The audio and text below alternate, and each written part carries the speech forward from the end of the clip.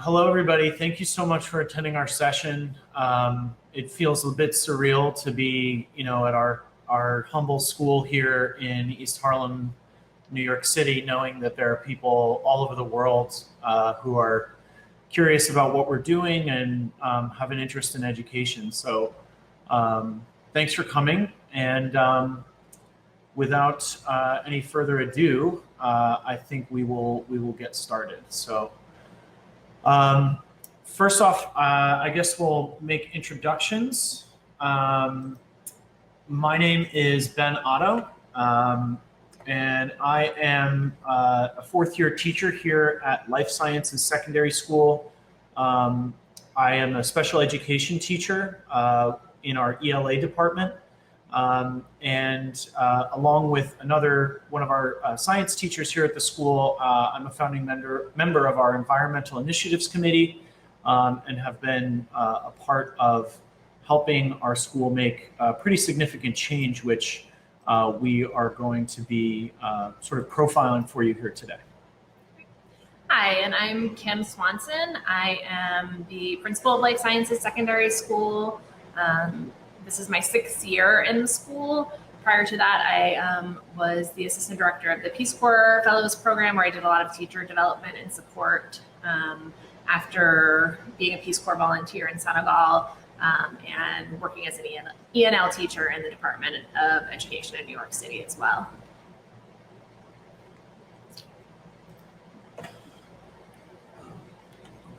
So we're going to put on our teacher hats really quickly here, just to sort of give you an idea of what we're going to be talking about today. So we'll be talking about our school and a bout of recent progress that we feel that we've made. We're going to be talking about particularly a large change that we've been initiating in our community.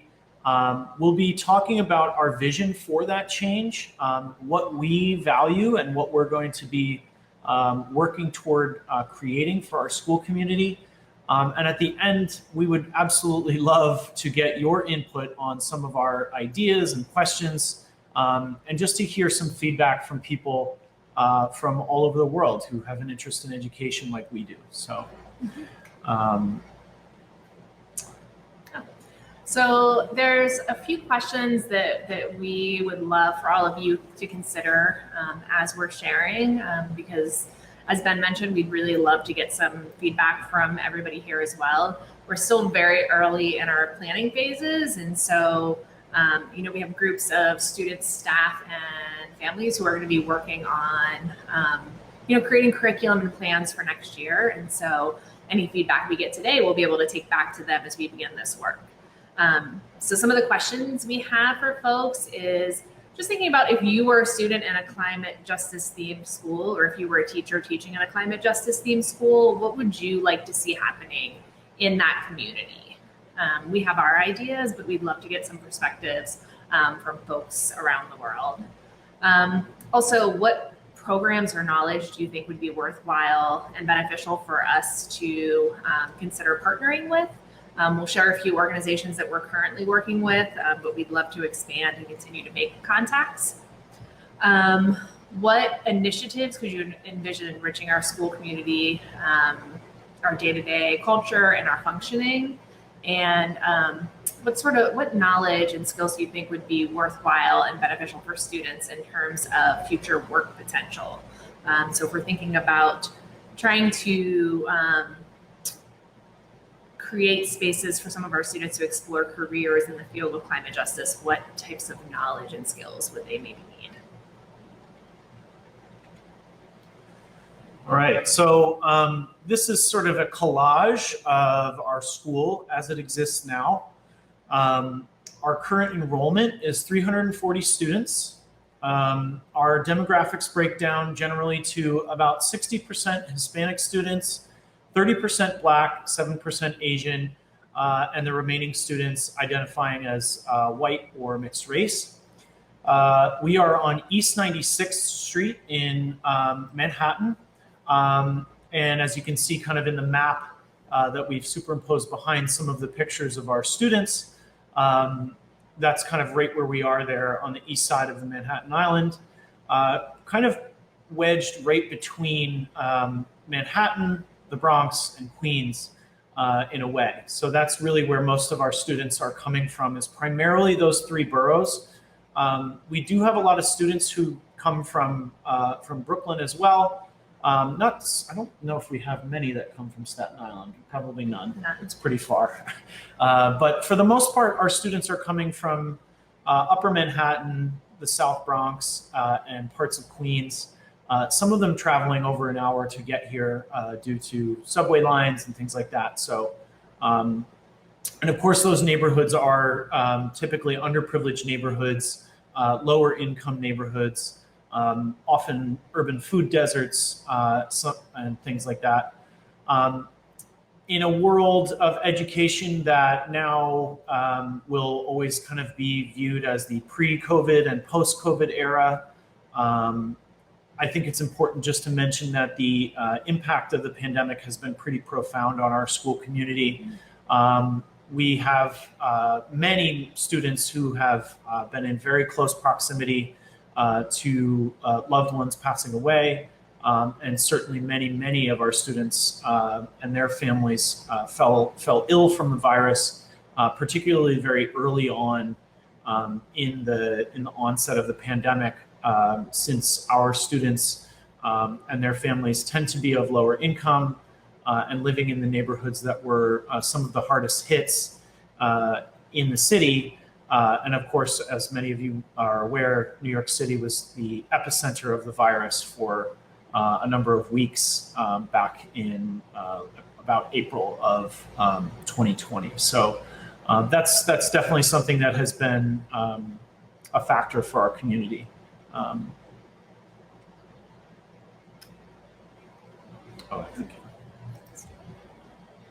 right.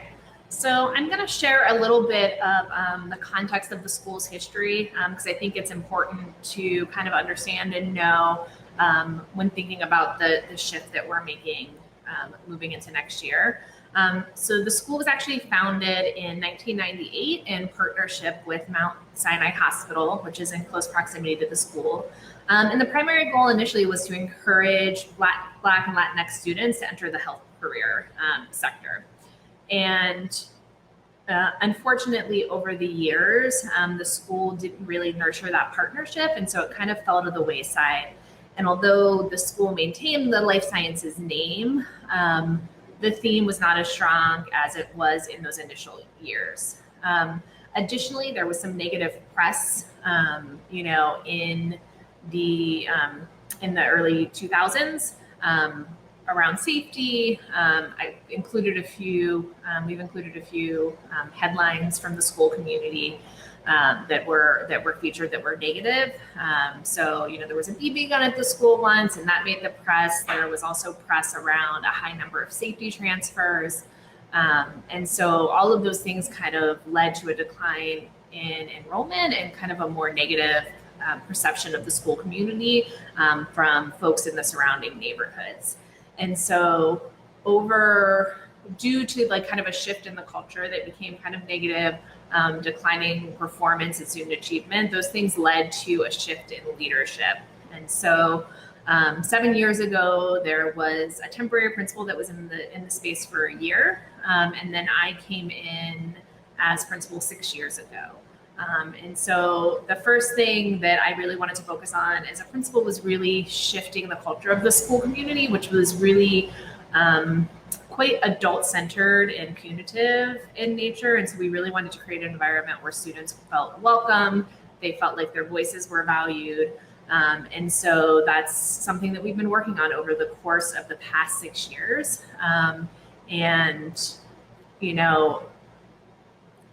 With some transitions in staff, we've really been able to build a community that's focused on students. I was very lucky in that a lot of the teachers in the school, when I arrived, were interested in shifting the culture of the school, and so I was able to really build a team of folks who were in the school already, familiar with the history, and then also hire some new staff to help move the school forward as well. And that's resulted in a significant change in our school survey results around culture, and environment. We're now scoring above the citywide average on those metrics. And it's also led to a 20% increase in our graduation rate, which was at about 60% my first year as a principal, and was up to 80% last year. And this is a picture of our school. This is our building. I took this picture yesterday. It's been very hot here in New York, nice uncloudy days.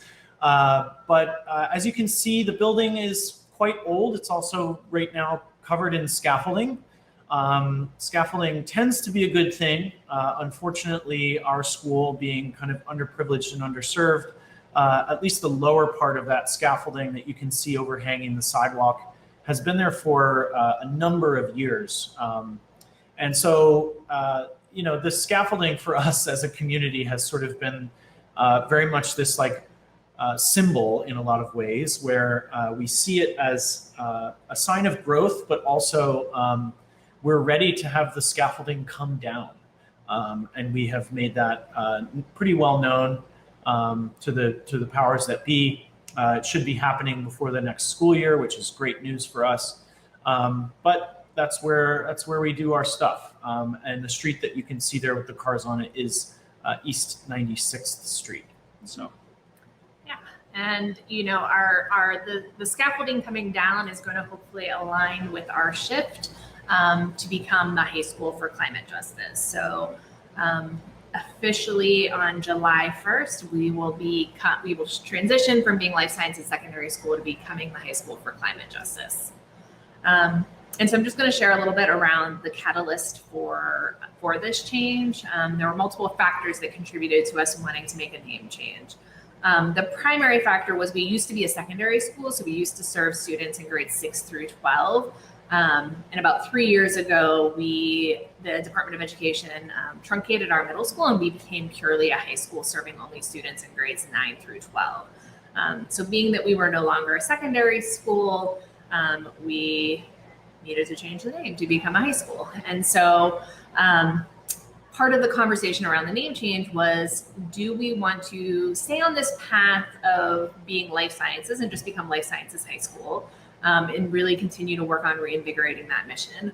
Or do we want to go in another direction and rebrand and try to create a school community that's more aligned with the mission and vision of where the school is today?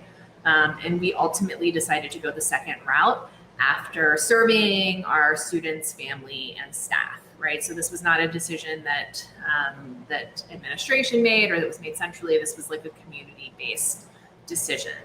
And so when we were trying to identify the direction we wanted to go into, we had, over the course of the past 6 years, really moved in the direction of promoting student voice and really trying to promote equity and social justice as a school community, both inside our school community and looking at our own policy systems and structures, and making sure that we were not contributing to the racially predictive achievement gap in what we were doing, but also having students think about the broader world and what's happening in the world and how to be advocates for social justice outside of the community. We also, our students that are currently enrolled in the school have a strong attachment to the name because it's become like a family for them. They're connected to the culture. And so we did want to maintain a connection to the history of the school. We didn't want to totally lose that. And so we ultimately landed on the High School for Climate Justice because it was a way for us to continue the work that we had been doing in the sciences and kind of merge that with the equity and social justice work that we have been doing as well. And it also allows us to create interdisciplinary connections in more meaningful ways, specifically thinking about the connections to social studies, to science, to ELA, and to math. And then ultimately, another piece of the decision was really thinking about how do we distance ourselves from a negative perception of the school community that is based on the history of the community, not where we are now. And it's sometimes hard to break out of that. And so this gives us a chance to kind of reinvent ourselves while also doing something that we think that's really meaningful to our community and we think is going to have an impact on our students. So as part of this, obviously, we want to make good on that change, and we want to, it is fully necessary for us to kind of reinvigorate a lot of those ideas, connections, focuses. And so that process has begun, and it has been underway for some time now. We're currently running some programs already. We have for some time now had an equity team at the school and have participated in courageous conversations about race. I know that there was a breakout discussion yesterday about courageous conversations, which is really cool. I was very excited to see that. Courageous Conversations has been a really big and important part of our sort of social structure here at the school, where we create spaces for students, teachers, staff to speak about and listen to experiences to do with race and racism. And there's been a lot of healing in those spaces and a lot of discovery in those spaces as well. We have a green team, which is a club that is focused on sort of the eco-friendly nature of our school. They've been taking a lot of projects on where they're trying to sort of greenify the school and have been doing a wonderful job. We also are developing a sort of fledgling activism core. While the green team is focused on things that happen in the building, we also want to build a community that is focused on taking action outside of the building. We're also in process of developing our hydroponic learning lab, which I will show you some pictures of in just a minute. We have already developed some partnerships with groups like We Act and New York Sunworks. And also we have seen a number of structural improvements to our building happening already, thanks to the increased focus from our district and our superintendent and things like that. So, but there's much more distance to go.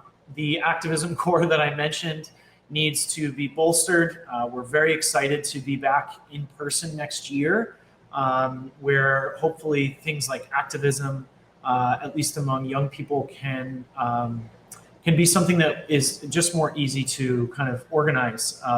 Doing things through Zoom has its perks, but certainly not when it comes to things like organizing for social justice causes. We are interested in getting solar panels on the school to offset our energy intake. We're looking into getting things like beehives at the school. I am a fledgling beekeeper myself, and I am discovering the joys and woes of keeping hives of bees. We're looking forward to planting all around our school, on rooftops, in courtyards, anywhere that we can find space. And we're also working actively to develop more partnerships with outside groups who can hopefully provide us with information, opportunities for our students, and resources for them to be able to take advantage of.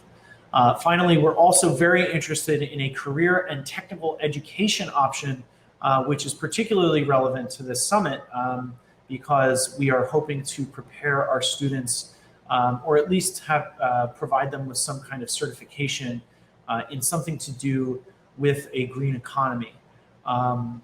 So we will talk more about that in a minute as well. But in the meantime, this is our hydroponic learning lab as it is right now. We have luckily a room that was not in use in our school, and we have decided to kind of convert it into a place for students and teachers to experiment with hydroponics. You can see a number of teachers here going through a workshop with these tower gardens. We were awarded 3 tower gardens by New York Agriculture in the Classroom through a grant that was written. And New York Sunworks was generous enough to provide us with someone to come and kind of help us get those started up and get some of the teachers who are stakeholders some experience setting things up and using the equipment. Also, you can see sort of an emptier looking picture That is going to be a vine tower or a vine wall, which is also a form of hydroponic system. It's in the process of being built, but you can see that some of our seedlings already have been sprouting. They taste very good. Our arugula is very spicy, and we're looking forward to connecting students with the experience of growing and eating food that they themselves have grown. Another slide here has some features of our green team. They're an incredibly hardworking group. You can see a picture of our students up there. On the far left is our physics teacher, Mrs. Levy, who is their advisor. They made some lovely tote bags to promote reusable, the use of reusable bags rather than plastic bags. And also that pile of to-go containers that you can see there is actually a group of at-home hydroponic grow kits for students to use over the summer and start experimenting on their own with. A couple of things that they've accomplished: they've gotten a $5,000 grant from the DOE. They've won some awards, recycling competition. They've produced some Instagram campaigns for our school's Instagram. The hydroponic kits are obviously a big win for them. And they've already begun engaging partnerships with local politicians, lobbyists, and educators.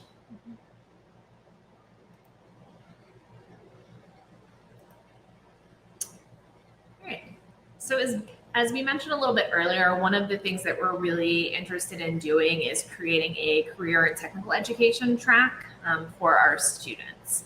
And so the primary purpose of this is to provide them with work-based learning opportunities and career opportunities that they can enter into directly out of high school if they choose, or they can still choose to go on to pursue post-secondary education. We're really interested in doing this because it helps create a real purpose for learning for our students. One of the things we've really focused on as a school community is really making sure that we're engaging students in more culturally responsive and sustaining education. And so creating a career track is another way that we'd be able to build on this. It also aligns with the vision and the purpose for making the shift to becoming the high school for climate justice. And it sends more climate warriors into the world. And then finally, it allows us to potentially build more interest in the school community. So by having, multiple options for students, for having students being able to leave the school with a certificate or some sort of certification that they're able to actually use can be a real draw for students and families. And so where we are now is we're in the really early stages of exploring what would make most sense as a climate justice focused career track. And so, we've discussed doing things such as, urban agriculture, having something connected to engineering and thinking about more sustainable engineering. We've talked about having something around grassroots activism. And so what we need to figure out is we don't want to do something that's just fun and looks good. We want to do something that actually will allow our students to leave school and enter the workforce if that's something they want to do. So we're still kind of in the process of figuring out what would make the most sense for our community, and would love any thoughts that folks have on what we could possibly do with this. All right, and so I'm just going to briefly kind of talk about a few of our current goals, and then Ben's going to go into them a little bit more deeply before we kind of open it up for your questions and feedback. So our current goals are to develop curriculum 1, and Ben's going to talk a little bit further about what that looks like on the next slide. We're also looking to form strategic partnerships. Ben's already mentioned some of the partnering we're doing with We Act and New York Sunworks. And so we're looking to expand the partners that we're working with locally and globally. As I mentioned on the last slide, we're looking for spaces to incorporate work-based learning, a career track, and real activism into our curriculum for students. We need to create a more sustainable and green physical space, both inside and outside of our building. And ultimately, we'd like to increase enrollment as well, because with more students comes more funding for our school community, which just allows us to do a lot more for our school community. And so, yeah, Ben's going to talk a little bit more deeply about this and the things that we're doing. And so over the summer, we are working on small committees of group students and faculty who are going to be tackling some of these goals, the initial phases of some of these goals. So yeah, there's a lot to do, a lot to do in a relatively short amount of time.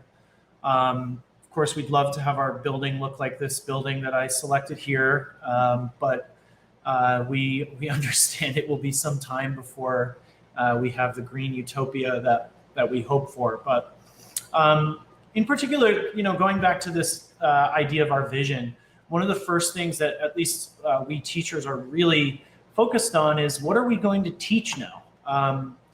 We've gone from being a school that has a focus that isn't necessarily always acted upon. So in a way, there is an opportunity to focus our efforts a little bit more. But from a teacher standpoint, this has been a huge topic of discussion, I know, across all departments. And really, the question is being asked by all stakeholders here, which is, as far as teaching goes, does every single thing that we teach have to point directly to climate justice? Or are there things that we still want to focus on that maybe don't have as much of a direct connection? For certain subject areas, how do we continue to hit the mark of things that students need in terms of graduation and future skills, while still focusing or at least standing next to this focus of climate justice? I know for certain departments that question has been more pressing than others. For the science department, obviously, the connection is pretty obvious.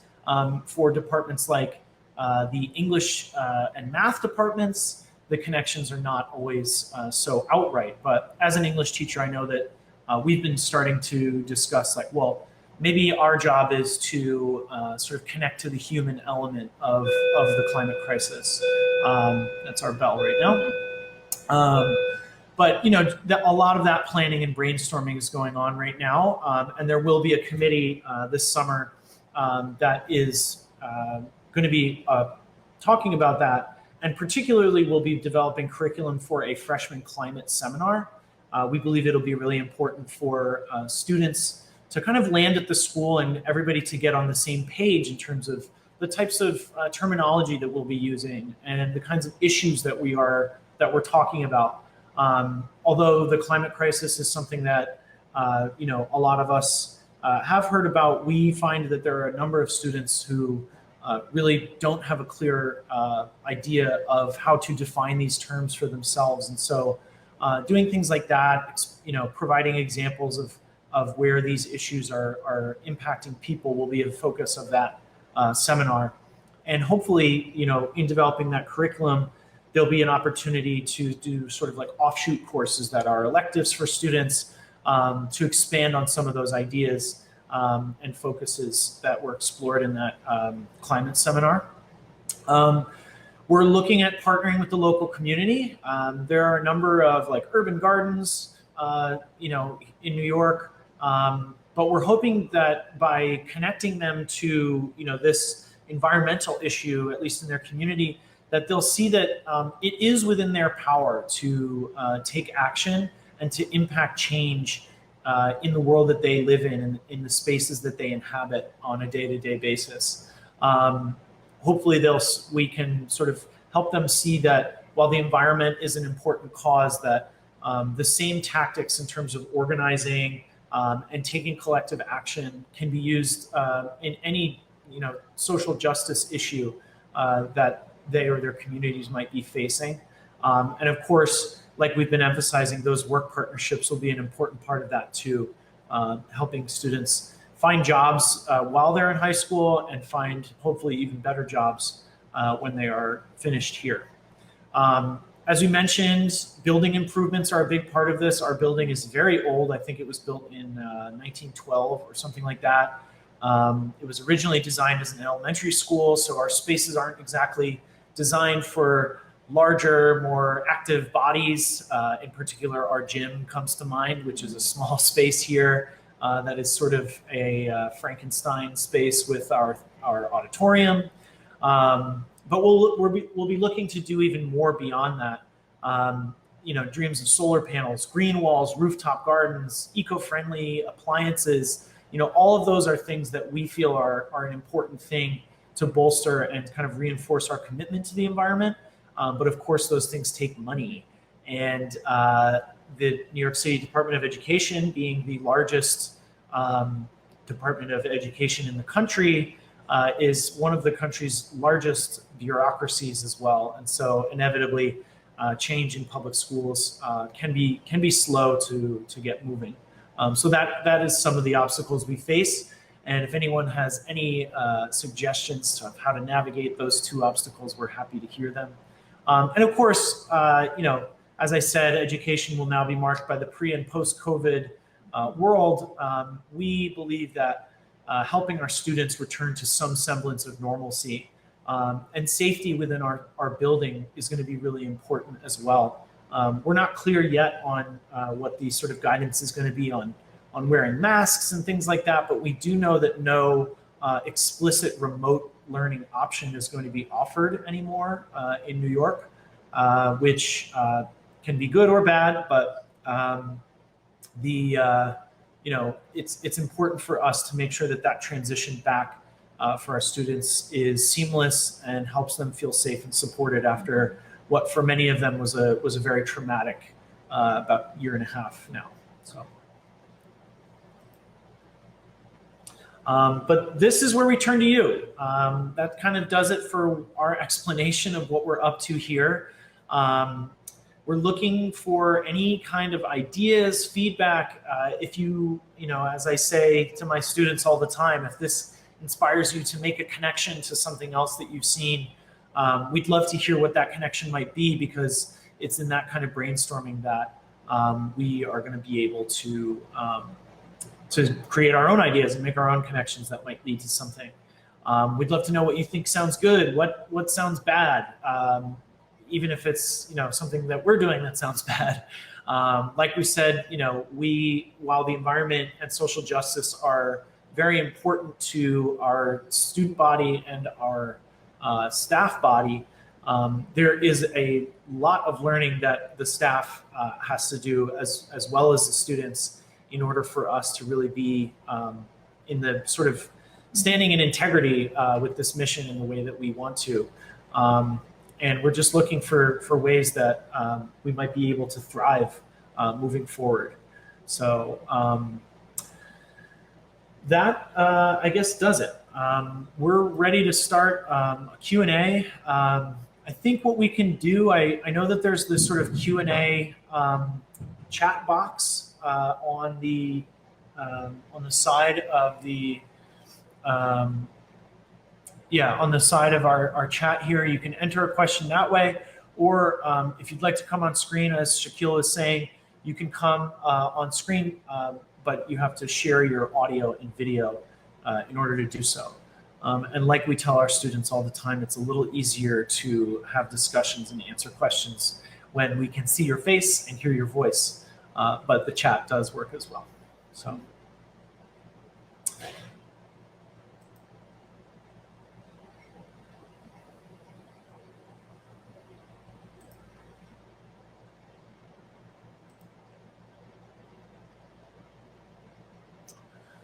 Teacher training. If you want to. Yeah, so I think we're still kind of figuring that out. I mean, as it specifically relates to climate justice, we over the past 6 years, I've really worked hard to create a very collaborative teacher culture, and so I think that's the most important aspect for really being able to train and develop teachers, right? Because they learn the most from each other. as an administrator, like I can come in the room and do professional learning or PD all I want, but they are the ones in the classrooms. And they're the ones who are learning the most from one another. So I think that's the most important. So my staff plays a very active role in our professional learning.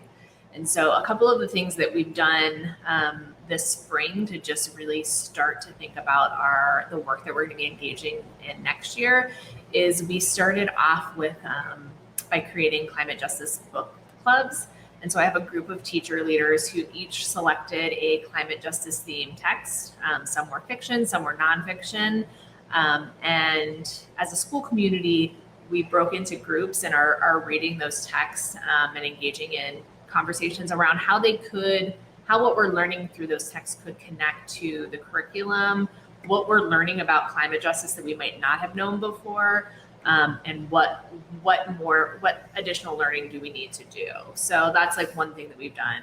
We've also had the Zen Education Project come in and do a full day climate justice curriculum seminar with us.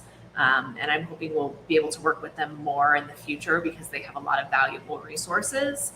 And so those are just a couple of the things that we've started with.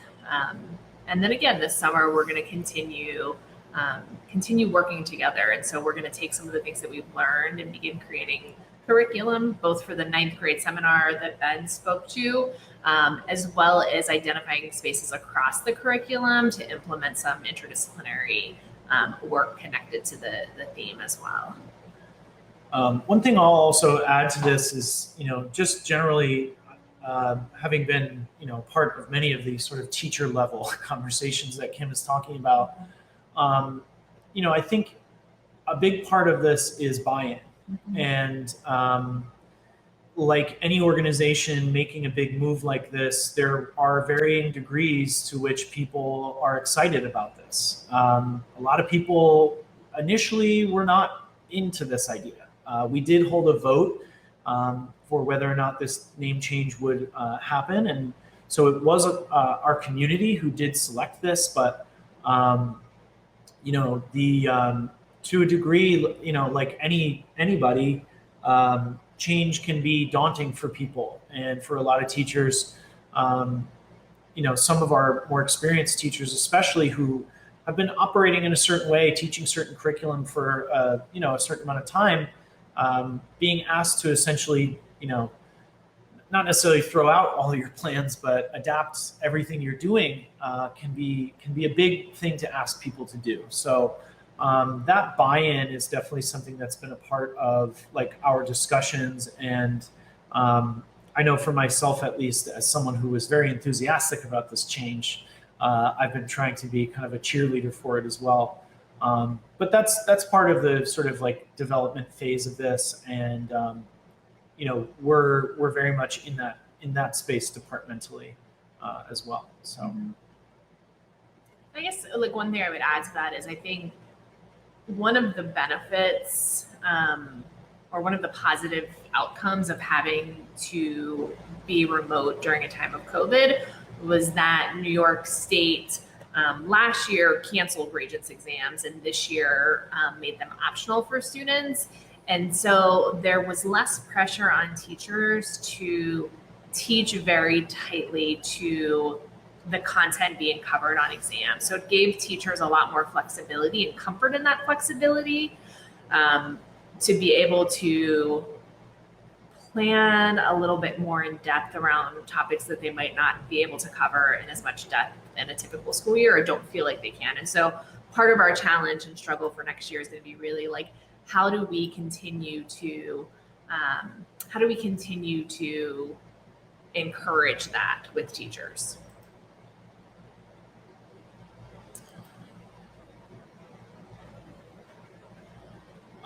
So in particular, I think one of the things we'd love to hear from, our audience about is that career track option as well.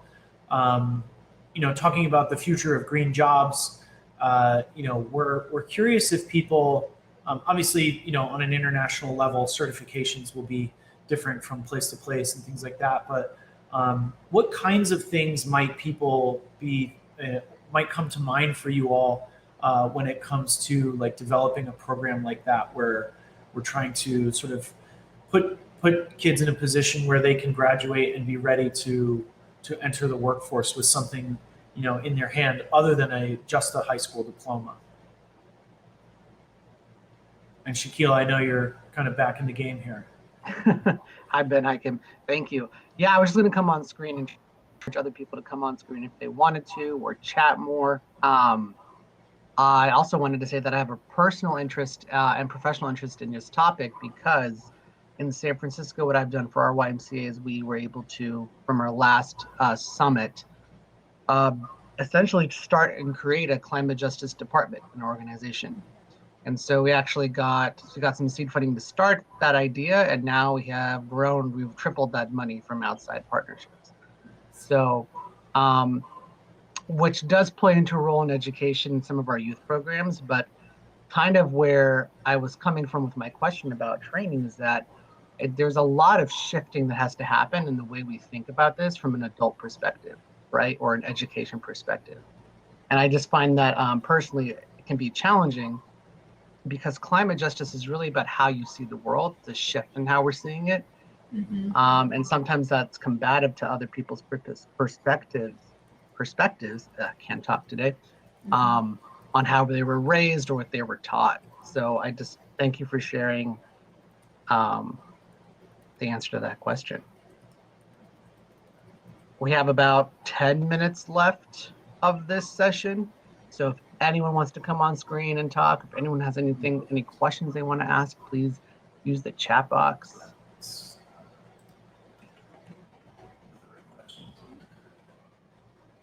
I do have another question for you both, and that is logistically about funds.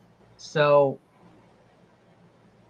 if you had like access to more money, right? What are more things that you could do? I mean, a lot, I guess. Yeah. You know, I think, and I'm sure Kim would echo this, we're generally a fairly underfunded school, at least in terms of the spectrum of funding that, you know, schools across New York City get. Unfortunately, you know, funding is often tied to things like attendance, which underprivileged communities struggle with, and performance, which again, underprivileged communities tend to struggle with. So, you know, it's an enrollment, right? And enrollment can be kind of a cyclical thing where if your enrollment starts to fall, your enrollment will fall. And, you know, that just sort of perpetuates itself. So that said, you know, funding, at least for the foreseeable future, is going to be something that will be a challenge for us.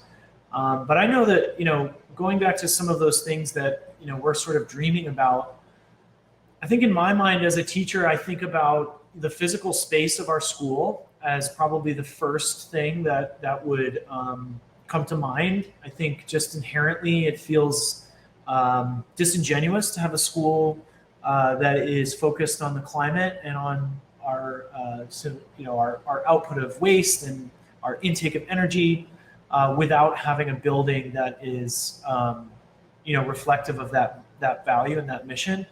Of course, you know, we do not have, you know, some capital projects that we're saving up for to build a LEED certified building. That is not within the foreseeable future for us. But there is something exciting about the idea of retrofitting an older building, which is the, you know, foreseeable challenge that we have. So definitely getting things like solar panels, you know, more things like our hydroponic learning lab, more experiential learning tools, I think would be a big focus for us. I just had another thing in my mind too. I think I mean, agree with what Ben's saying. I think, you know, to create more hands-on experiential learning for students often requires more resources, resources for materials, resources to take students out into the community and have them explore and put their hands on things and experience things. And, all of those things require funding. And so although we don't have a ton of funding, where we do have some wiggle room in budget, we try to prioritize these things. So we were lucky, for example, to get our first couple of hydroponics towers came through a grant, so we didn't have to pay for those. And this year we had a little bit of wiggle room, and so we were able to buy a seedling table and the vine table to kind of begin expanding that program. And so we'd love to do that in other areas. Like we've talked about, creating some programming and some classes around sustainable engineering and being able to, invest in some of the resources that we would need to do that. So I think that's, if we had unlimited funding, that is probably where it would go. I just remembered the thing I was going to say too, which is, I know that there are other schools around the district who also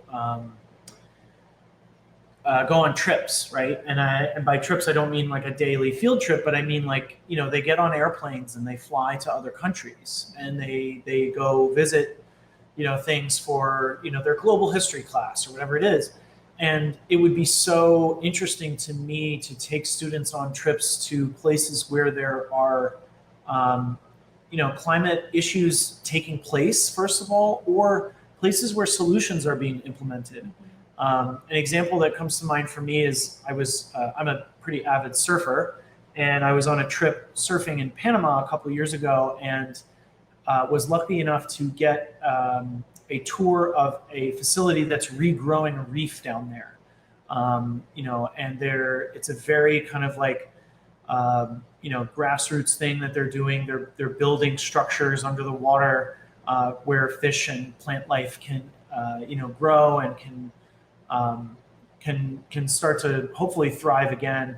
And that's the kind of thing that I think, not only will that improve a student's education, but just expand their sense of the world at large. And that kind of international travel is, definitely not something that's always a priority for the families in our community. And so that's something that, if we were able to find some kind of support for that kind of thing, we would certainly jump on those opportunities. And there's a couple more questions in the chat now too. So I see one is super easy to answer. How can we tag you guys on social media? So right now we are at Life Sciences NY. And then, so that's where you can find us now. Starting in July, we are going to be at Our Climate NYC. So that's how you can find us now, and in the future, we do have the Our Climate NYC pages active. We're not super active on them just yet, though, as we're making the transition, but we will be, yes. And then the other question: are you working with the Department of Education in developing your curriculum? Yes and no. We are really working on a lot of our curriculum in-house, but using resources available both through the Department of Education and New York City. So the Department of Education has the Office of Sustainability, which offers like regular, frequent professional learning for teachers around the climate and sustainability. And what's really awesome about them is they do bring teachers together and have them share the work that they're doing in their classroom. So there are teachers all over the city who are incorporating climate justice, environmental justice into their classrooms. And so we're learning from those folks through our PD, and they do a great job kind of bringing that together. And then we're also, through the organizations that we're working with, Sunworks does training and curriculum around hydroponics. And we've been working with We Act as well, who runs an environmental justice leadership program that we're also, students and staff are going to participate in this summer. And we're hoping to incorporate into our freshman seminar in the fall. So we're really tapping into a variety of resources to do this. That's really awesome, Kim. Thank you so much for sharing. If anyone else has any questions, we have about 5 to 10 minutes left. I actually need to depart and go to another session to moderate. So it has been a pleasure, Ben and Kim, to hear about your program and hear your talk. So thank you so much. Yeah, so another question, don't you need the buy-in from the DOE for certification? Yes, absolutely. So we already have the buy-in from the Department of Education to make this shift. So part of the process of changing a school name and changing a theme is we do have to get approval from the chancellor. And so we were fortunate in that, all of the folks at our central offices were really positive, encouraging about this change. So it was approved. In terms of the certification, yes, like if we create, or I should say when we, because we will do it, but when we create a career and technical education track, we would have to have approval from the DOE and more importantly from the state Department of Education. So the State Department of Education ultimately approves CTE tracks in New York State. And so we would have to develop those partnerships to be able to do that, because that's a big piece of it, having both university and work-based partners, and also making sure that it's in a sector, in a career where there will be job opportunities for students. So.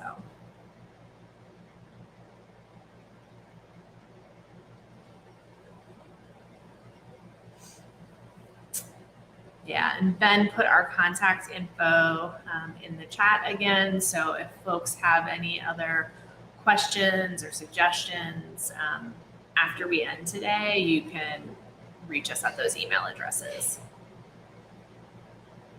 And definitely feel free to join us on social media as well. We'd love to get some tags or some mentions. It just helps us obviously with promoting what we're doing here. And really the more we just sort of at this point are still in the brainstorming mode in a lot of ways. And, any partnerships, any conversations, any promotion that we can do, we're hungry for it. We're open to all sorts of ideas right now. We are, hoping to create all kinds of partnerships, of course, for the benefit of our students and their possibility of joining, a workforce, hopefully in the green economy. The social media platforms are Twitter and Instagram, right? Twitter, Instagram, and Facebook. Mm-hmm. Yeah, and a pretty simple Facebook search should bring you. Right now, again, I'll type it in the chat, but until July 1st, we are Life Sciences Secondary School. And then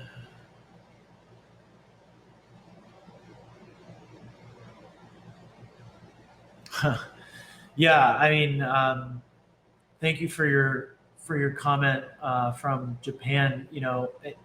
Certainly, I know that we feel for our brothers and sisters in Japan who, in recent years have certainly had their fair share of natural impacts on their country, and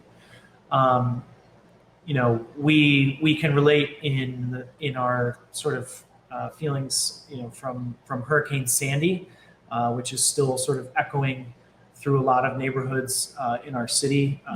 New York is a coastal city, despite not necessarily having downtown ocean views. We are right on the ocean. We are right on the water, and as the climate changes, hurricanes are more likely to be kind of headed our way. So there's a lot that's been being discussed and talked about in terms of how we, as a city, are going to adapt. And I think, again, bringing it full circle, like we're trying to prepare our students for that. That not only do we want them to find, a nice job in the green sector in the future if that's what they're interested in, but to raise awareness in these communities that are inevitably going to be impacted by this. You know, particularly in the areas that our students come from, there's a lot of industrial development, or there's also a lot of industrial decay. And so a lot of those areas are going to be kind of the epicenters of policy making and decision making that happens over the next you know, years as we as a city are adapting to this issue. So so thank you, and we are definitely in solidarity with people everywhere kind of experiencing these impacts.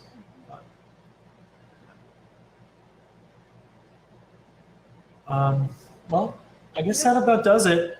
Thank you all very much for attending. It's humbling to have you here. Again, it's a bit surreal to be talking to a global audience right now, but we really appreciate your attendance, and please, we really do want to hear from you. We're, like we said, we're looking for ideas from all over. So if you've got them, please feel free to share them. Yeah, and thank you for taking the time today just to come and hear about what we're doing and ask us some questions. So. Yeah. All right, everybody. Thanks very much. Thank you.